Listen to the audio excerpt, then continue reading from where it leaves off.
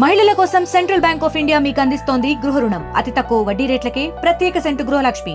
మా కస్టమర్లకు శ్రేయోభిలాషులకు central bank of India వారి సంక్రాంతి శుభాకాంక్షలు. ఇట్లు central bank of India zonal office Hyderabad. మంగళవారం అర్ధరాత్రి ఎన్టీవీ ఆఫీస్ పై పోలీసులు దాడి చేసి కొంతమంది సీనియర్ జర్నలిస్టులను అరెస్టు అక్రమము చేయడము సరిలేదు. ఇది వేములవాడ ఐజేయు ప్రెస్ క్లబ్ తరఫున మేము తీవ్రంగా ఖండిస్తున్నాము. ఏదైనా ఉంటే ముందస్తుగా నోటీసులు ఇచ్చి చర్యలు తీసుకోవాలి తప్ప పండుగ పూట సీనియర్ జర్నలిస్టులను అరెస్ట్ చేయడం కది కాదు. వారి కుటుంబాల సూత తీవ్ర ఆందోళన చెందుతున్నారు.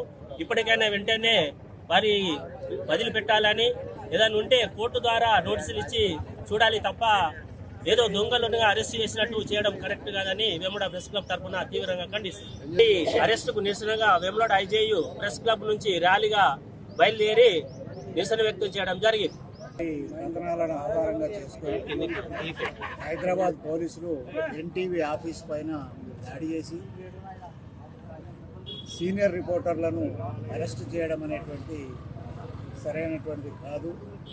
వాస్తవంగా 7 సంవత్సరాల లోపల శిక్ష పడేటువంటి ఏ సెక్షన్కైనా కానీ 41A సిఆర్పిసి ప్రకారం నోటీసులు ఇవ్వాలి, నోటీసులు ఇచ్చి విచారించాలి.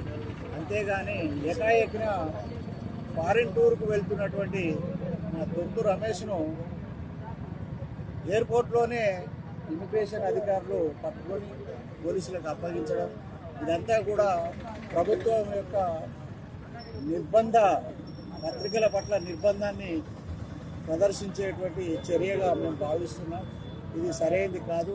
ప్రభుత్వం ఇప్పటికైనా కానీ ఆలోచించి జర్నలిస్టులపై ఉదాసీనంగా వ్యవహరించాలి. ఏ కేసు అయినా కానీ విచారణకు తగినటువంటి పద్ధతిలో 41A సిఆర్పిసి ప్రకారము అమలు చేయాలని చెప్పని కోరుతున్నాను. అరెస్టు చేసినటువంటి జర్నలిస్టులను వెంటనే బేషరతుగా విడుదల చేయాలని చెప్పని ఐజేయు తరఫున డిమాండ్ చేస్తున్నారు. చరిత్ర సృష్టించినోడు ఇప్పుడు ఆ చరిత్రని తిరగరాయబోతున్నాడు.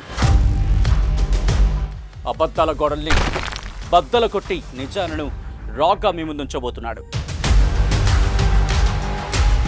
నిజమైన వార్తల కోసం వెంటనే డౌన్లోడ్ చేసుకోండి రా యాప్ని.